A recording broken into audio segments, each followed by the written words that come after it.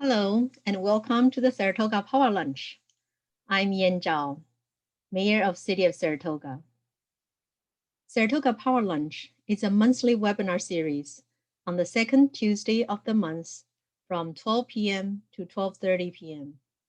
that gives residents a chance to learn about Saratoga in bite-sized pieces. Today's webinar will feature Lieutenant Neil Valenzuela with the Santa Clara County Sheriff's Office, and we'll be talking about crime trends in Saratoga. The City of Saratoga has contracted with Santa Clara County Sheriff's Office for law enforcement services since 1956, when the city was first incorporated. Under our agreement with the Sheriff's Office, we get access to a full range of services when we need them at one of the lowest per capita costs for law enforcement services in Santa Clara County. While Saratoga is one of the safest cities in California and the nation, we saw a sharp rise in the number of residential burglaries in 2016. This left many residents feeling powerless and scared. This trend resulted in the formalization of the Saratoga Neighborhood Watch program to encourage residents to aid law enforcement in their efforts to stop crime by reporting suspicious activity and adopting best practices to deter crime. We now have 62 neighborhood watch groups throughout the city, and residential burglaries dropped from 130 cases in 2016 to 69 in 2017. Not only have we seen a drop in crime, we have also seen our neighborhood build connections. Neighborhood Watch used to be nothing more than one meeting in a neighbor's living room. Now our neighborhood watch groups get together once a year. They talk regularly and work together to address issues of interest to their community. Last year, several neighborhood watch groups banded together to raise donations for a local food bank. Another group has recently started working to reduce wildfire risk by studying the process to become a fire-wise community. I'm so thankful to the dedicated residents who have helped make Saratoga safer and strengthen the sense of a community here. Given our community's interest in safety, the City Council and neighborhood watch groups get together once a year for a joint meeting to exchange information and updates. This year, the meeting was held on June 2nd. Additionally, on June 12, the city will be holding a drive-through safety fair for our community. The event will provide residents with the opportunity to talk briefly with representatives of different safety organizations, as well as with the City Council. Each vehicle will also receive a goodie bag with 2 reflective vests that residents can use during nighttime activities, like jogging or walking. You can register for this event on the city website at www.saratoga.ca.us/fair. Lieutenant Neil Valenzuela is here with us today to present on crime trends in Saratoga. Lieutenant Valenzuela has been with the Sheriff's Office for 19 years and is in his 3rd year in charge of patrol operations at the West Valley Patrol Division. During his career, Lieutenant Valenzuela spent 3 years as a patrol deputy in Saratoga and 3 years as a burglary, fraud, identity theft detective for Saratoga also. Lieutenant Valenzuela has also previously worked with the Internal Affairs Unit and as a detective of the Office of the County Council. Lieutenant Valenzuela, thank you so much for joining us today to talk about crime in Saratoga. The floor is yours when you're ready. Thank you, Mayor. Appreciate the kind words there, and thank you. I'm going to share my screen here, and hopefully we can see my presentation here. Okay. All right. Is my presentation good there? We can see that? All right. Excellent.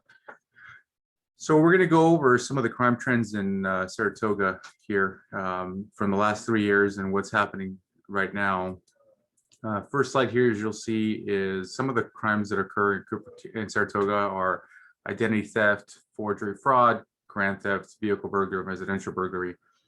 As you can see in 2019, the rates were a little bit higher than 2020 when it comes to vehicle burglary and residential burglary. The reasons is because people were home, they weren't driving around so much with COVID. And so those property crimes were down for that year. Other crimes like grand theft, identity theft, forgery and fraud went up a little bit in 2020. Especially like identity theft and forgery. The crooks are trying to make another way of making money, I guess, during the COVID time. On the green one, you can see that we have what's happening right now in 2021. These are only statistics from January through March. As you can see, they're all a little on the low side right now, but the grand theft is about halfway through from where we were last year. One of the biggest crime trends right now in Saratoga is the catalytic converter theft. Essentially what these crooks are doing is they're lifting your car and getting underneath it and taking the catalytic converter. The catalytic converter can be recycled for its precious metals, such as platinum that's inside of it. Crooks will often sell these things for about $200 each. And it only takes a couple seconds to get the catalytic converter out of the vehicle. There are methods to prevent this. There are theft mechanisms to install. And also the cars that have to be more mindful about these are hybrid cars, because those are the ones that they go after the most, since not a lot of exhaust passes through the metals. As you can see here, in 2019, we only had one. We had 23 of them in 2020. And so far, this year, we've already had 11 thefts of catalytic converters. Some of the tips for preventing catalytic converter theft: park your vehicle in a garage or area not accessible from the street. Restrict access to the undercarriage of the vehicle. If you're parked in your driveway, if it's at an incline, it might help out. Park in a well-lit, highly visible trafficked area. Park vehicle in an area covered by surveillance cameras. Ensure your alarm is activated if possible. Increase the sensitivity so the alarm will go off if it's lifted. And install an anti-theft device on the catalytic converter itself. Some other tips here is auto burglary prevention tips. Always lock your vehicle and engage your alarm. Close your windows and sunroofs. Park in well-lit areas. Do not leave valuables in your car. And do not move items from the trunk while in public view. Even when I walk around downtown Saratoga, there's a lot of vehicles parked in the downtown area, and I can see purses, laptops being left in the front seat. This is just enticing criminals to come and break the window and take off with things. So here's some tips for preventing residential burglaries. Utilize your home security. It's really sad when we go take a residential burglary and the person just didn't turn on the alarm or the home security because they were only going to the grocery store or right down the street. We want to make sure that we turn on our security system every time we leave our house. Install proper exterior lighting, motion sensors. Stage the home as if somebody was there or if it appears occupied.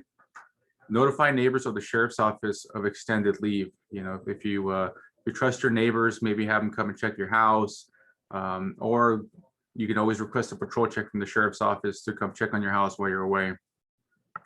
And as always, call 911 to report suspicious activity or crime. We will be giving out you can also call the non-emergency line, which is 408-299-2311. If you feel that you might be tying up 911, you can always call a non-emergency line. This is our sheriff's substation, the front view here. The non-emergency number, like I stated, is right there, 299-2311. In case of an emergency, you can always call 911 or you can text 911. If you do text 911 within Santa Clara County, you'll receive a text message back asking if you can call 911. If you respond with no, then they'll ask you what the emergency is and what your location is. Our administrative office numbers are 408-868-6600.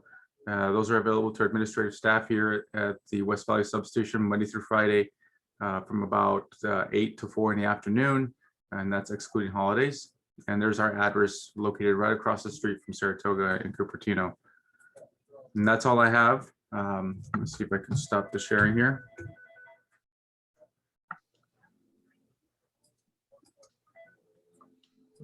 Well, thank you, Lieutenant Valenzuela, for your presentation. You're welcome. Before today's webinar, we asked our attendees to submit questions. Actually, there are quite a few. I hope we can get through all of them. The first question is, COVID-19 has changed so much, including our crime patterns. What can we expect as COVID-19 regulations are relaxed and things go back to normal? Is there anything that residents can do to prepare? Yes. So just looking at the crime statistics from the year before COVID and then when we had COVID, as people get back to work and start leaving their houses, we try to prepare that we might get up to those same statistics before COVID with residential burglaries and auto burglaries. So we need to be mindful about those two and follow those tips that we provided on the presentation. Thank you. The next question is, you see a lot of discussions about crime on Nextdoor. Has there been an increase in crime? This is a common question that we get from citizens. I think Nextdoor provides a lot of information to everybody and all the citizens, but as you can see by the statistics, that crime is relatively low when it comes to vehicle burglaries and residential burglaries. The only one, like I said, is theft and identity theft. Identity theft and fraud had increased a little bit during COVID, but overall crime has been down in the city of Saratoga. And I think just Nextdoor just provides a little bit more of a platform anytime it happens. Thank you, Lieutenant. The next question is, residents are often advised to stop mail or newspaper deliveries when they are out of town. Are newspapers or other materials left in the driveway a red flag for criminals? Absolutely. Anytime your residence looks like it's vacant or empty for a long period of time, it's going to possibly invite criminals over. If they see mail stacked up, or most of the time what they'll do is they'll go knock on the door first. If they have no answer, that's when they try to break into the house. So even if you are home and somebody's knocking your door, respond back, saying you're not interested or go away, and then give us a call if you need to, if there's to report a suspicious person. Thank you. Earlier in your presentation, you talk about when to call 911. My next question, residents still want to know. They're worried about calling 911, afraid they will overwhelm 911 dispatchers. When would you advise residents to call 911? I would always advise residents to call 911 anytime they're trying to report a crime or suspicious activity. If they feel that they're going to tie up the 911 resources, we do have that non-emergency line that's 408-299-2311. However, if you don't remember that number and you need to get a hold of us, call 911. And when the dispatcher answers the phone, just say this is not an emergency, and you'll be transferred to a non-emergency dispatcher. Thank you. That's good to know. Yeah, sometimes I wonder, I'm worried about calling 911, just because, but then I don't remember the non-emergency number. So that's correct. Very good tip. Yeah, thank you. So the next question is, the most common crime in Saratoga in 2020 was identity theft, forgery, and fraud. How do these crimes occur? Are there any common trends we should watch out for? How can we protect ourselves from this type of crime? I investigated these crimes for several years here in Saratoga. The biggest way we fall victim to these crimes is by having our mail stolen or falling into some sort of scam online where we provide our bank account information, receiving an email from a bank, or an email that looks like it's from a bank that you have, or bank account that you have, and they'll ask you to provide your password and account information to get back into your account. Banks don't usually do that. I don't know of any bank that does. If you always have any doubts, contact your bank or your financial institution that's sending out these emails to get your passwords and your your account information. Thank you, Lieutenant.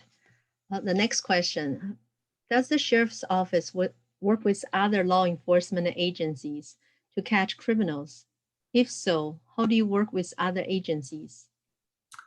Good question. We realize that crooks don't often see jurisdictional boundaries of cities, and they don't stick to one city in particular. Every few months or so, when I was a detective, we would meet up with detectives from Los Gatos, from Sunnyvale, from San Jose, all over the Santa Clara County and some outside of the county, to discuss burglary, theft, and fraud.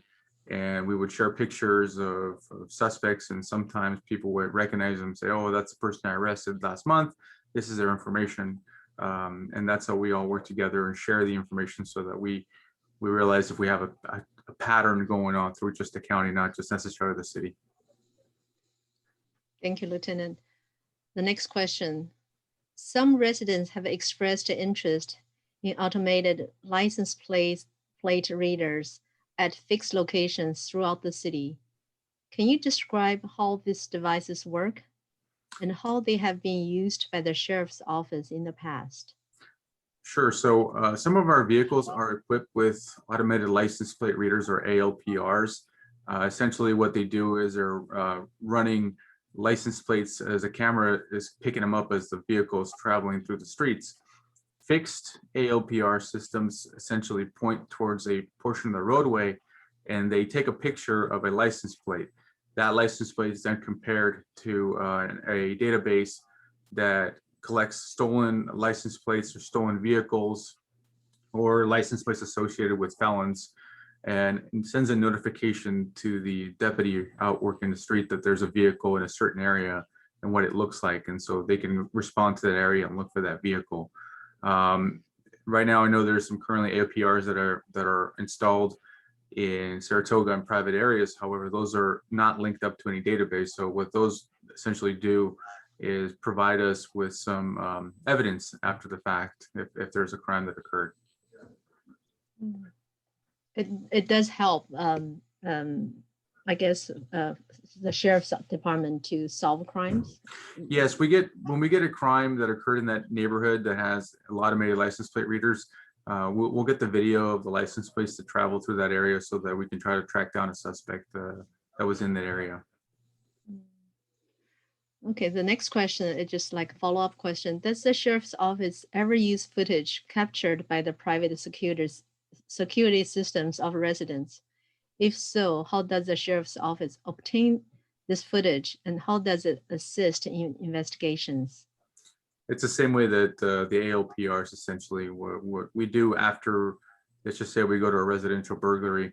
We'll have deputies canvass the neighborhood for video cameras that are facing towards the street.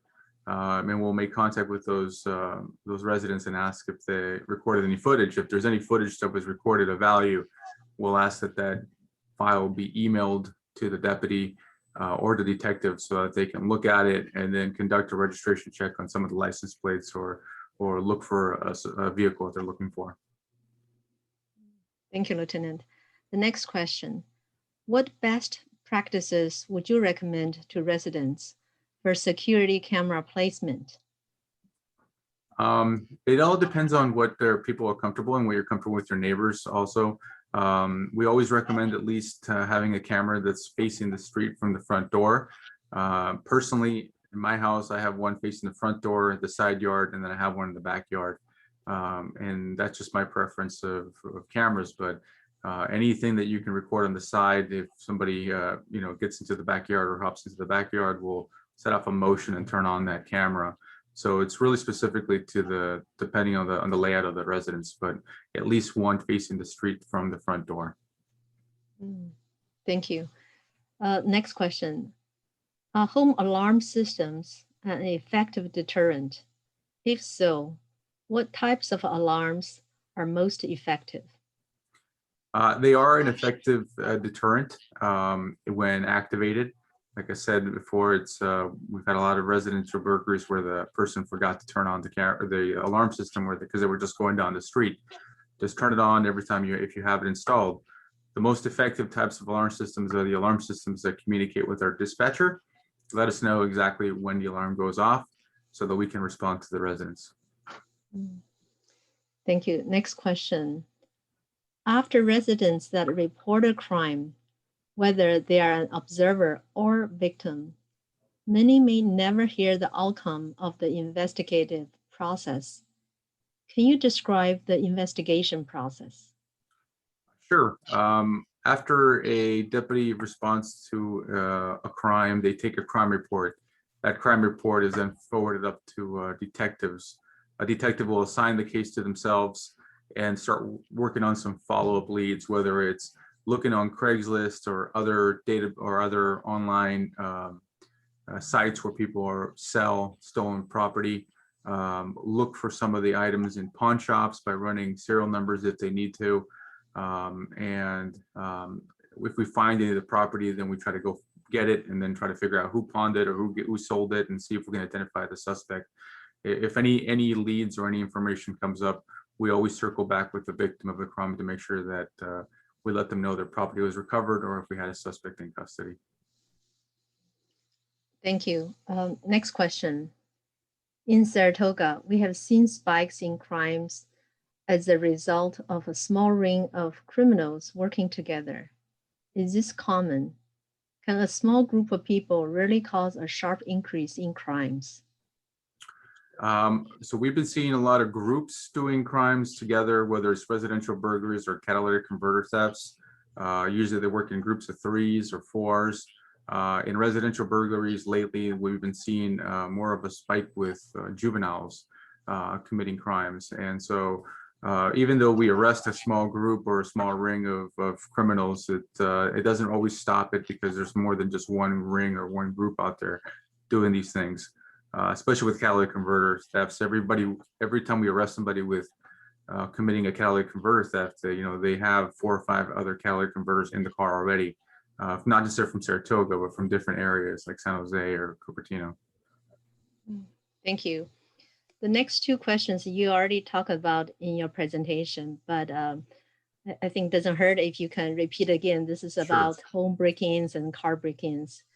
So the next question is, what can residents do to prevent home break-ins? So like it explained in the presentation, there's a couple of tips. You obviously utilize the home security system, properly install any lights or motion sensors. Make sure that the house looks like it's occupied. That means no mails stacking up. If you can have an automatic light for a sensor for your lights to go inside the house, that's always good. And if you are home, make yourself known that you are home. Notify neighbors, the sheriff's office of any extended leave, and always call 911 or a non-emergency line to report any suspicious activity. Thank you. The last question, what can residents do to prevent car breaks, to prevent car break-ins? To prevent car break-ins, the biggest ones are always lock your vehicle, engage your alarm, close any windows, sunroofs, park in well-lit areas, and the biggest 2 are do not leave any valuables in your car. If the crooks see the purse in the front seat, whether it's empty or not, or the empty gym bag that looks like it might have something in there, they'll break the window just to take that to see if there's something in there. If you are going to move things like your laptop or your purse to your trunk, don't do it in plain view. If somebody sees you put your purse in your trunk, all they have to do is break your window and utilize the latch to open up your trunk to get whatever's inside the trunk. So if you're going to move something into the trunk, do it out of view. Thank you so much, Lieutenant Valenzuela, for joining us today. I'm grateful to you and the members of the Santa Clara County Sheriff's Office. I know how hard you work to keep our residents safe. We really appreciate the partnership of the Sheriff's Office. Thank you so much. Thank you very much, Mayor. Lastly, I just want to state that a recording of this webinar will be posted on the city website. You can also find the topics for upcoming webinars there. Our next Saratoga Power Lunch will be on Tuesday, July 13th at 12 p.m. We'll be discussing wildfire preparedness with the Santa Clara County Fire Department. Look forward to seeing you all there. Thank you.